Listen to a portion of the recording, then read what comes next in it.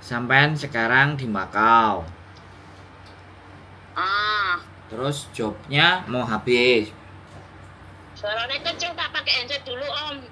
Rame di sini tempatnya. Nggak usah pakai handset. Sampean loudspeaker aja. Kalau handset nanti di sini berisik. Udah dengar kok. Ini loh Om. Katanya kawanku itu bisa katanya lewat ini aku ke Hongkong, jadi nggak usah pulang kampung gitu loh. Gimana, bisa nggak? Kata siapa? Temen sampean itu nggak bener.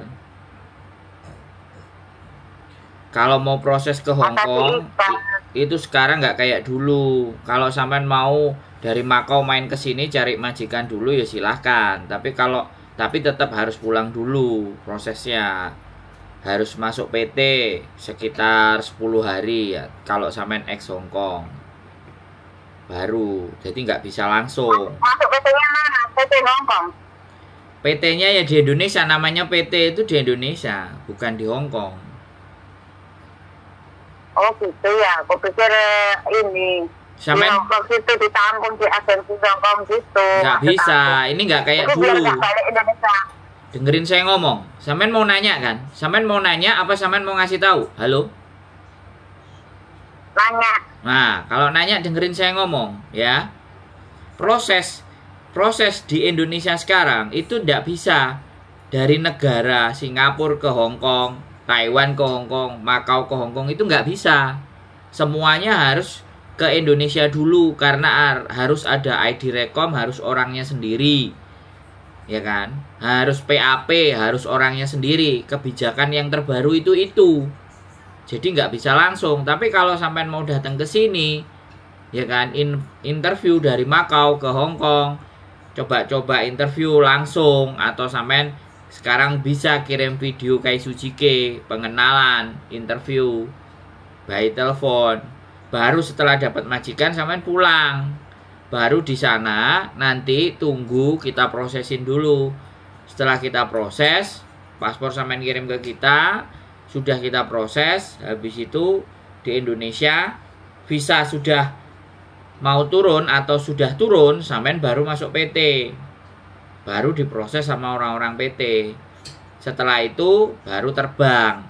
Datang ke PT-nya setelah visa turun. Bisa dipahami nggak? Paham. Jadi proses nggak kayak dulu. Gitu. Sampean kalau mau jelas dan supaya tahu saya, kan sampean nggak tahu saya nih. Sampean cuman dikasih tahu temen aja kan. Ya kalau saya nipu kalau enggak. Makanya tonton channel YouTube saya namanya Sandro Jabrik. Biar pelan-pelan sampean bisa memahami proses hari ini seperti apa. Nggak bisa main langsung-langsung, Mbak E. Begitu ceritanya. Halo? Oh iya, makasih ya. Ya. Makasih ya infonya. Nah. Oke, makasih. Oke. Oke teman-teman, pagi-pagi orang langsung nyerocos mau dajes mau karepnya sendiri. Nah inilah salah satu contoh buat teman-teman semuanya. Orang yang nanya informasi udah kayak gitu aja udah di-cut. Dia tidak tanya secara detail prosedurnya seperti apa, harusnya kayak gimana. Begitu udah dikasih tahu kayak gitu, dia pergi. Nih, ini yang menyebabkan level pengetahuan kita itu tidak nambah. Ini yang menyebabkan orang, aku butuhnya A, nggak bisa ngasih A, ya sudah. Padahal sebenarnya levelnya itu harus A ke B, B ke C, C ke D. Harusnya level step, tapi dia dapat A aja udah nggak mau cari info, langsung dipangkas. Orang menjelasin, itu sah-sah saja. Tapi bagi saya orang-orang yang tipe dan seperti ini orang-orang yang memang sudah kelamaan di luar negeri. Tidak mengerti sistem, tidak tahu tata cara. Kemudian dia bertanya, informasinya belum komplit, belum jelas, langsung ciao. Nah, di sini teman-teman. Jadi terkadang saya harus menghadapi orang-orang karena kalian membagi nomor saya ke orang lain tanpa diberikan penjelasan. Cuman udah kamu telepon aja ke sini. Ya saya nggak nyalain dan saya berterima kasih yang membagi telepon. Tapi alangkah jauh lebih baiknya itu tidak hanya nomor teleponnya. Tapi ini ada channel YouTube-nya, kamu bisa pelajari. Di tempat kita atau di orang-orang kita itu tidak begitu cara berpikirnya. Cara berpikirnya ada nomor, orang ini bagus, sudah kasih nomor teleponnya, selesai, nggak usah banyak mikirin macam-macam. It's okay, fine, saya terima kasih.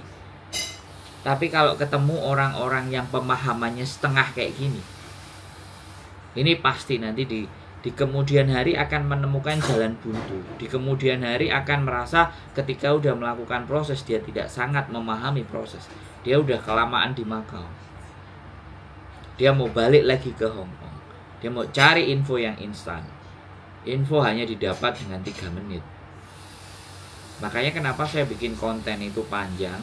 Dan kenapa juga saya itu bikin konten itu continue, konsisten. Karena ya banyak sekali teman-teman yang tidak memahami tata cara dan aturan. Tidak memahami prosedur bagaimana, seperti apa kita proses hari ini ke Hong Kong. Bagaimana rumitnya dan bagaimana tata caranya. Masih banyak teman-teman yang masih kena overcharging. Masih banyak teman-teman yang proses akhirnya MD kemudian dimintain uang lagi. Masih banyak proses yang dimana dia tidak mengerti perubahan data yang dilakukan mereka di zaman dahulu. Terus bagaimana sekarang dia bingung cari pekerjaannya.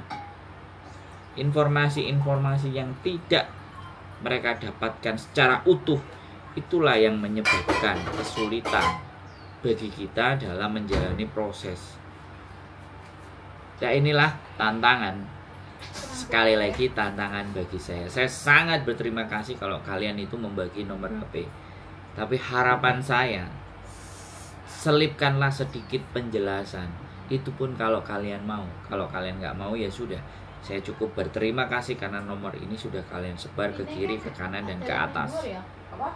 Tapi satu hal bagi saya, ya kan, satu hal, saya akan terus selalu membuat konten dan kalian bisa membayangkan dan menggambarkan sebenarnya dunia itu sudah seberapa cepat berubahnya.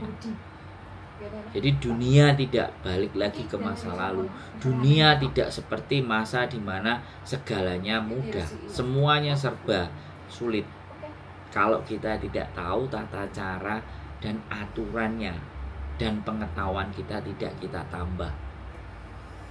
Hari ini saya jadi barusan juga. Kenapa kok orang-orang kita itu low skill, ya kan? Jadi low skill itu karena apa? Proses pembelajaran, proses edukasi, proses pendidikannya yang sangat kurang. Dan karena pendidikan dan low edukasi dan tidak melek digital itu sangat rendah, maka disitulah awal mula dari penyebab persoalan-persoalan kita muncul. Tetap semangat, stay tune my YouTube channel and see you next video. Bye bye.